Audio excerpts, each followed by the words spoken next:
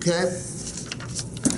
Dustin bitches about the payment. That's what customers do. Okay? Remembering that this may be probably the highest payment they've ever had.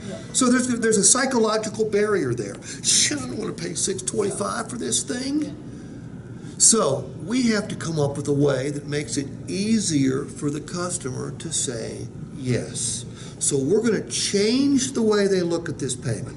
By the way, on the graphics here, I'm drawing a picture of a check. I'm saying, look, this is what you don't want to do. But I emphasize, it's going to be $625 a month. I emphasize, you're going to do it 72 times. I say, you're going to send it to the lender. Okay? So it doesn't sound like I'm going to back off on the payment. I'm reinforcing the fact he's going to pay. But now I'm about to offer him some relief. I say, Ed, look, everybody knows trucks depreciate, but did you know that every time you make a truck payment, there's a savings element to it? I've asked this to maybe 200 real-life customers over the years. They go, what are you talking about? Ain't no savings element to this. And I might say, hey, Pa, you think the bank's going to keep that whole entire payment, don't you? That's not going to happen, Pa. Let me explain how this works. The math is really simple. I say, all right, shoot, you got a $45,000 vehicle you're buying here, Dustin. What do you think that sucker will be worth in 6 years? He didn't tell you the value, right? And then it's their number. 15. He said, if he just said 5, I wouldn't have cared. If he just said 30, I might have said too much. Let's be more conservative than that. More often than not, I have to back the customer down. Okay? But he says 15. I said, great, $15,000. What comes back in the mail to you? A title, by the way. Numbers like that too. You'll have to say, well, when you do pay it off, the title comes back to you. So what do you think it's worth? Well, $15,000. So here's the first part of the math, which is easy. Mabel, when they tell you what they think the vehicle's going to be worth, you divide that by the term of the loan. In this case, it was 72 months. So you divide 15,000 by 72. And I always have the customer do the calculator. So by the way, I've got all this in writing for you too. Okay, I'm gonna give you. So, real quick, do y'all know why he does that? Do you know why he gets the customer to do it instead of him doing it? Gets them engaged. Keeps them engaged. Plus, if it's their number, it's got more validity than my number. Absolutely. I used to use a residual chart. I had a residual chart for every make and model because I had to use it for used cars. So I'd go through with the customer and say, well, look, based on the what is it? The leasing guide. I can't think of the name right now. But it's the official leasing guide that all factories use. So I'd go, look, it's going to depreciate 35% or 40, whatever it is. But then one day I went to work and didn't have my leasing guide. So I said, what am I going to do? I said, well, shit. I'll just ask the customers what they think.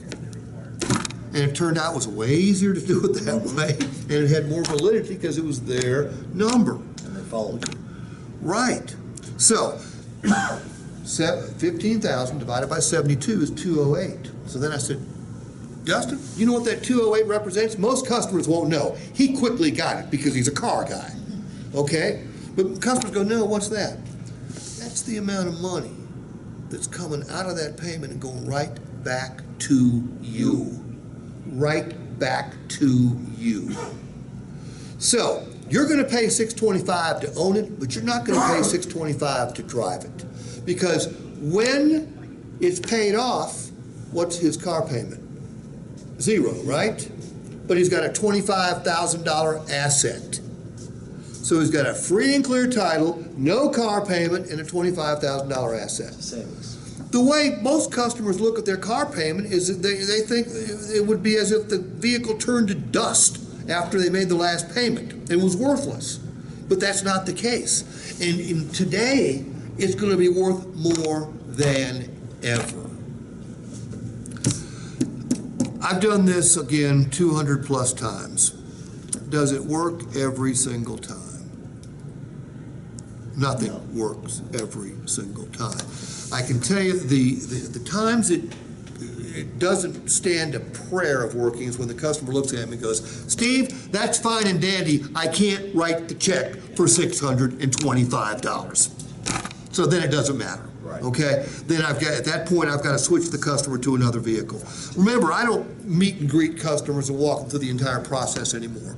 When I go into a dealership to work as a closer, and I don't do it that often, but some dealers in Atlanta will pay me to come in end of the month, big sales and things like that. I work as a closer. So I'm coming in at the end. So then I've got to say, well, gee, we've made a mistake. We've got to get you a different vehicle, which is hard to do at this point in the process too. Very difficult. Very difficult. Yeah, I mean, again, most salespeople make the mistakes early on. They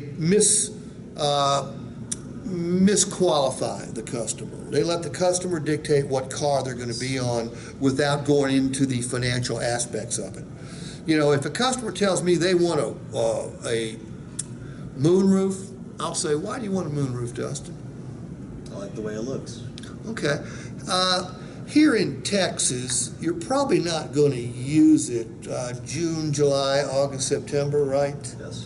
And then you'll maybe use it in October, November, a little bit in December, but probably not January, February, March, right? Right. So you're going to use it about 6 or 7 months of the year. Do you mind paying $25 every time you touch that button up there? Yeah. Because that's what it's going to cost you, basically. That's true. Okay, so I don't want to know what they want on the car. I want to know what they're willing to pay for on the car. The only time that doesn't work is when people truly can't afford it. Right, and there'll be some people that say, "Well, that's all. You know, that's cool, Steve, but read my lips. I want a lower payment." You know, you've got obnoxious people out there. All right, I'll run into them.